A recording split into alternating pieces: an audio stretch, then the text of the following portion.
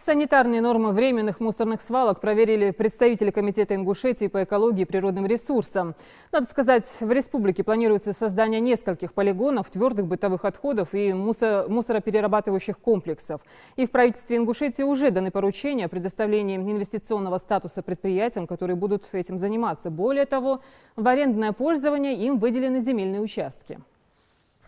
Полгода назад было принято решение о размещении на этой площади временной свалки. До этого в Кантышево их было 2. Вот только несанкционированные свалки никем и не контролировались. В итоге местным властям пришлось разгребать буквально горы мусора. И до недавнего времени здесь стоял относительно порядок. Но прошло всего 1,5 месяца, а картина вырисовывается уж больно знакомая. Буквально за 1 месяц, можно сказать, навалили вот этот мусор.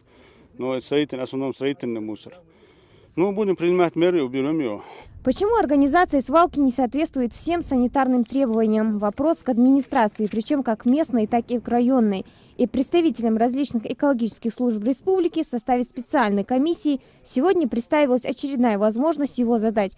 Потому как нарушения санитарных требований при организации свалки в Кантышево видны еще на подъезде к ней. Впрочем, еще немного, и даже подъехать будет невозможно. Администрация должна была здесь отвести участок, провести соответствующие работы. Это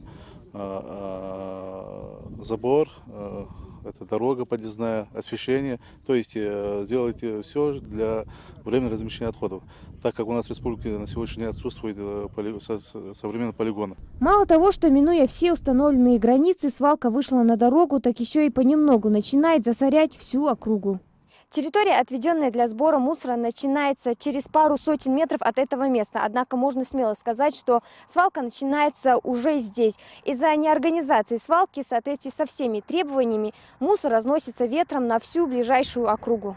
Прежде чем организовать здесь свалку, необходимо было вырыть траншею для сбора мусора. В итоге затянувшиеся работы привели к такой вот картине. Когда мы отвели земельный участок для хранения бытовых отходов, у нас действительно была такая задача, чтобы ее благоустроить. Но у нас в связи с отсутствием финансирования мы затянули этот вопрос.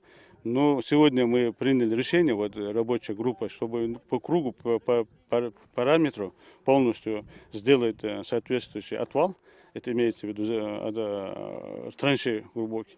Мы ее оградим обязательно, оградим и благоустроим. На приведение места свалки возможный порядок местным властям дается месяц на кону создания полигонов твердых бытовых отходов и целых мусороперерабатывающих комплексов в регионе.